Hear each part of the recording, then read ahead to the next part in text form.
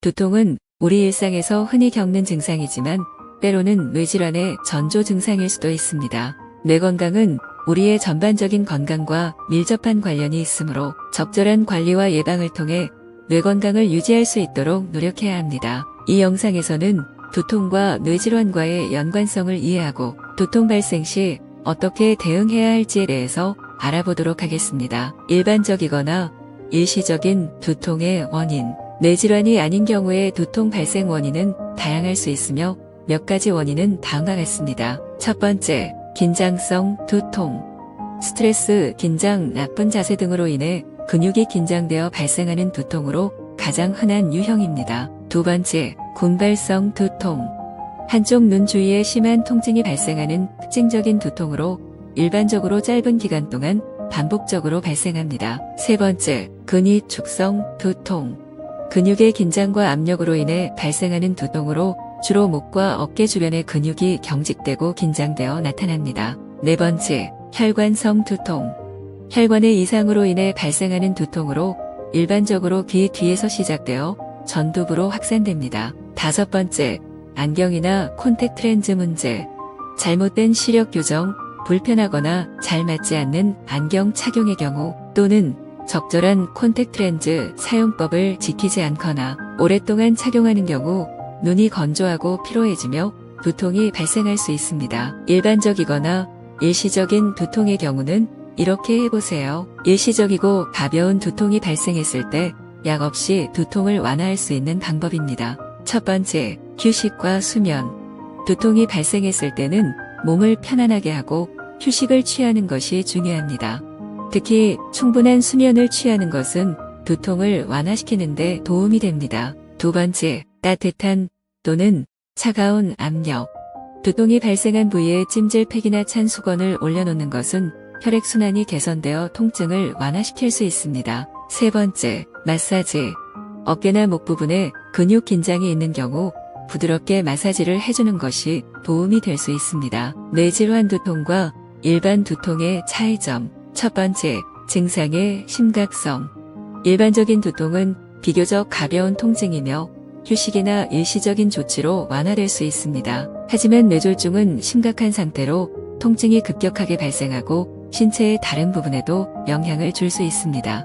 예를 들어 갑작스럽고 심한 통증, 한쪽 머리의 통증, 어깨나 목 부분으로 퍼져나가는 통증 등이 있을 수 있습니다. 두 번째, 동반 증상.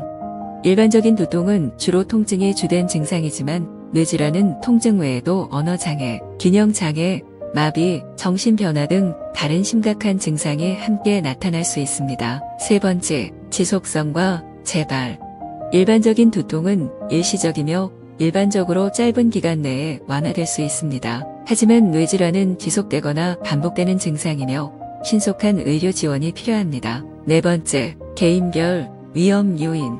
개인의 위험 요인도 고려해야 합니다. 만약 고혈압, 당뇨병, 고지혈증, 흡연, 비만 등과 같은 뇌질환 위험 요인이 존재한다면 뇌질중의 전조 증상이 될 수 있는 두통에 대한 주의가 필요합니다. 두통 시 약 복용과 병원 상담의 판단 기준. 두통이 발생했을 때 두통약을 복용해야 할지 아니면 병원을 방문해야 할지 어떻게 판단해야 할까요? 각각의 상황과 증상에 따라 다를 수 있지만 판단 기준은 다음과 같이 정리할 수 있습니다. 첫 번째, 일반적인 두통으로 휴식을 취하거나 두통약을 복용하는 경우입니다. 일반적인 두통은 경미한 통증이며 일시적인 것으로 휴식이나 가벼운 처치로 완화될 수 있습니다. 만약 일반적인 두통에 관련된 다른 이상 증상이 없고 지속 시간이 짧고 자주 발생하지 않는다면 민간요법이나 가벼운 관리 방법을 시도할 수 있습니다. 두통약을 복용하는 경우 올바른 복용 방법을 준수하고 제조사의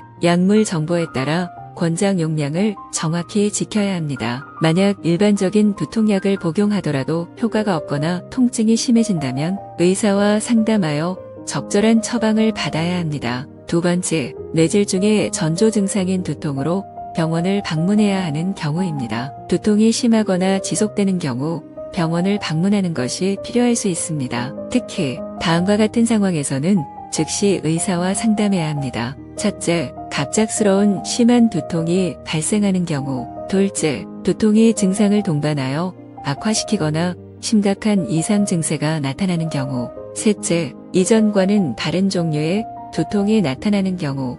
두통에 몫이 어지러움, 어려운 말하기, 팔다리의 약화 등의 증상이 동반되는 경우. 넷째, 두통이 극도로 심해져 일상생활에 지장을 주는 경우. 이러한 경우에는 병원에서 전문적인 진단과 치료를 받을 수 있습니다. 의사는 증상을 평가하고 필요한 검사와 조치를 시행하여 적절한 치료 계획을 수립해 줄 것입니다. 두통 예방을 위한 생활 습관입니다. 두통을 예방하기 위해서는 건강한 생활 습관을 유지하는 것이 중요합니다. 충분한 수면을 취하고 스트레스를 관리하며 식단의 균형을 유지하는 것은 두통 예방에 도움이 됩니다. 또한 체육 활동을 꾸준히 실시하고 휴식과 활동을 균형 있게 조절하는 것이 중요합니다. 자극적인 음식과 음료를 피하고 건강한 식단을 선택하는 것도 중요합니다. 또한 정기적인 운동이나 스트레칭을 통해 몸을 유연하게 유지하고 긴장을 풀어주는 것도 두통 예방에 도움이 됩니다.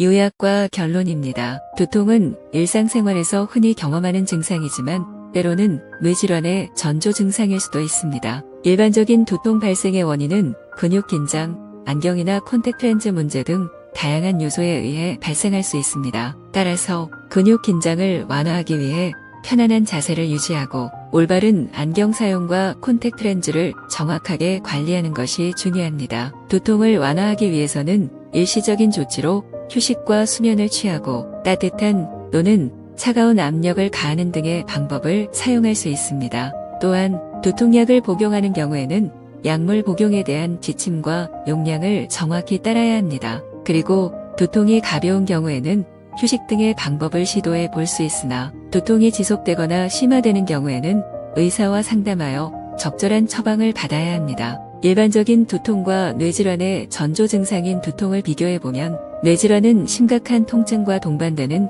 다른 증상이 나타날 수 있으며 통증이 급격하게 발생하고 신체의 다른 부분에 영향을 줄 수 있습니다. 뇌질환과 일반 두통의 차이를 알기 위해서는 증상의 심각성, 동반 증상, 그리고 지속성과 재발 여부를 고려해야 합니다. 뇌질환은 통증 외에도 언어장애, 균형장애, 마비, 정신변화 등의 심각한 증상이 동반될 수 있으며 지속되거나 반복되는 특징이 있습니다. 따라서 두통이 지속되거나 심각한 증상과 함께 나타난다면 즉시 의료 전문가의 도움을 받아야 합니다. 두통이 뇌질환의 전조 증상일 수 있다는 사실을 이해하고 적절한 행동을 취함으로써 뇌질환의 조기 발견과 예방에 도움이 될 수 있으면 좋겠습니다. 시청해 주셔서 감사합니다.